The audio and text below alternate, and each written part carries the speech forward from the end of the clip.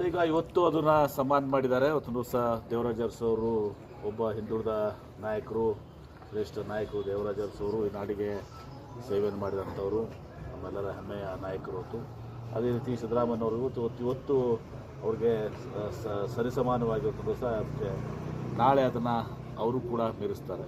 ಅವ್ರದ್ದು ಒಂದು ವ್ಯಕ್ತಿತ್ವ, ಇವ್ರದ್ದು ಒಂದು ವ್ಯಕ್ತಿತ್ವ, ವಿಭಿನ್ನವಾದಂಥ ವ್ಯಕ್ತಿತ್ವ. ಸಿದ್ದರಾಮಯ್ಯನವರು ಕೂಡ ಒಂದು ಸೈದ್ಧಾಂತಿಕ ಹೋರಾಟವನ್ನು ಮಾಡ್ಕೊಂಬಂದಂಥವ್ರು.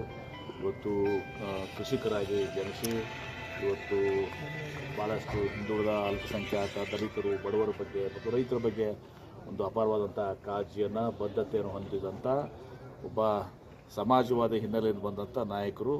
ಅವರು ನಮ್ಮ ಕಾಂಗ್ರೆಸ್ ಪಕ್ಷಕ್ಕೆ ಬಂದಮೇಲೆ ನಮ್ಮ ಕಾಂಗ್ರೆಸ್ ಪಕ್ಷ ಅವ್ರನ್ನ ಗುರುತಿಸಿ 2 ಬಾರಿ ಅವ್ರನ್ನ ಮುಖ್ಯಮಂತ್ರಿಯಾಗಿ ಶ್ರೀಮತಿ ಸೋನಿಯಾ ಗಾಂಧಿಯವರು, ರಾಹುಲ್ ಗಾಂಧಿಯವರು, ಮಲ್ಲಿಕಾರ್ಜುನ ಖರ್ಗೆ ಅವರು ಮಾಡಿದ್ದಾರೆ. ಅವರು ಕೂಡ ಅನೇಕ ಯೋಜನೆಗಳನ್ನ ಇವತ್ತು ದಿವಸ ನಮ್ಮ ರಾಜ್ಯದಲ್ಲಿ, ವಿಶೇಷವಾಗಿ ಅನ್ನಭಾಗ್ಯ, ಹಸಿದವರಿಗೆ ಯಾರೂ ಕೂಡ ಹಸಿದು ಹೊಟ್ಟೆಯಲ್ಲಿ ಮಲಗಬಾರ್ದು ಅಂಥೇಳಿ ಅನ್ನಭಾಗ್ಯ ಯೋಜನೆಯನ್ನು, ಕ್ಷೀರಭಾಗ್ಯ, ಕೃಷಿ ಭಾಗ್ಯ, ಈಗ ಪಂಚ ಗ್ಯಾರಂಟಿಗಳು ಮಾಡೋ ಮೂಲಕ ಇವತ್ತು ಮತ್ತು ಹಣಕಾಸಿನ ಸಚಿವರಾಗಿ ಸುಮಾರು 14 ಬಜೆಟ್ಗಳನ್ನ ಇವತ್ತು ಮಾಡಿ ದಾಖಲೆಯನ್ನು ನಿರ್ವಹಿಸಿದ್ದಾರೆ. ಅವರು ನಾಳೆ ದೇವರಾಜ ಅರಸು ಅವ್ರಿಗಿಂತ ಒಂದು ದಿನ ಇವತ್ತು ದಿವಸ ಅವ್ರು ಹೆಚ್ಚಿಗಾಗ್ತದೆ.